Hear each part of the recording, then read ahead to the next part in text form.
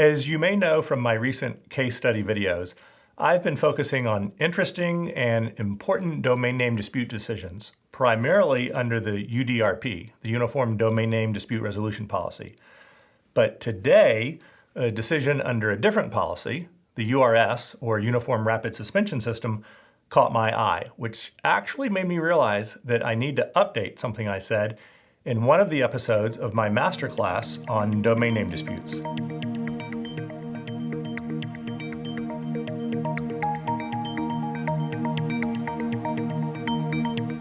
Hi, it's Doug Isenberg, and let me get directly to the update I want to make.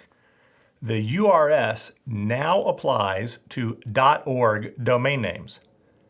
In episode 12 of my masterclass on domain name disputes, I explained that the URS is a relatively new domain name dispute policy that was created by ICANN primarily to address the growth of the so-called new generic or global top-level domains, or gTLDs, that were revealed in 2012. As I said in that video, the URS is intended only for clear cases of trademark abuse and is less expensive and slightly quicker than the UDRP. But despite those advantages, I said that the URS has significant limitations, including the fact that it only allows for the temporary suspension of a domain name, not a transfer, as is available under the UDRP. And the URS only applies to the new gTLDs, everything from .AAA to .Zurich, and certain specific others. Most importantly, it does not apply to .com, where most cybersquatting activity occurs. As I said in that masterclass episode, and as I highlight in my quarterly GigaLaw Domain Dispute Digest, the URS, unlike the UDRP, has not proven to be a popular domain name dispute policy. For example, in the third quarter of 2020, there were only 49 URS decisions as compared with more than 1,300 UDRP decisions. The top TLDs in URS cases were .store, .online, and .xyz. And in fact, the top 10 TLDs in URS cases are all new gTLDs. But the case that caught my attention, published on the next to last day of 2020, was for the domain name verbrocheritter.org. As with most URS decisions, it was very brief, and there was really nothing of substance that made the decision, which was in favor of the German trademark owner, particularly interesting. What was unusual, though, is that this was a case under the URS for a .org domain name. I guess I had never noticed a .org domain name in a URS case before, and the reason is simple. As of this recording, there have only ever been 7 such disputes, the first of which was just published in November 2019. Until recently, the URS, as I said in episode 12 of my masterclass on domain name disputes, did not apply to .org domain names. But in June 2019, ICANN entered into a new registry agreement with Public Internet Registry, which operates the .org top-level domain. And one provision of this new registry agreement states this: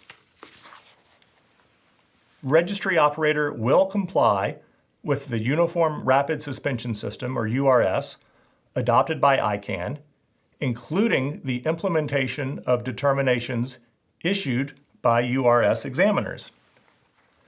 As a result, a trademark owner who identifies a problematic .org domain name registration can consider filing a complaint not only under the UDRP, but also under the URS.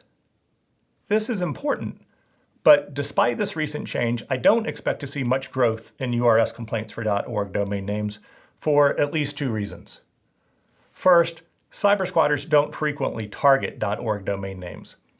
While .org is the third most popular top-level domain in UDRP cases, behind .com and .net, .com remains far and away the most commonly disputed TLD.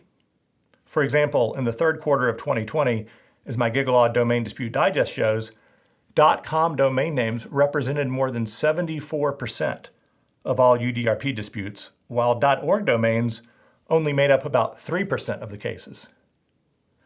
Second, even though the URS now applies to .org domain names, the general limitations and obstacles of URS proceedings remain a concern. URS proceedings have a higher burden of proof than the UDRP, stricter filing requirements, a complicated appeals process, and perhaps most importantly, as I said before, only allow a trademark owner to get a disputed domain name temporarily suspended, not transferred.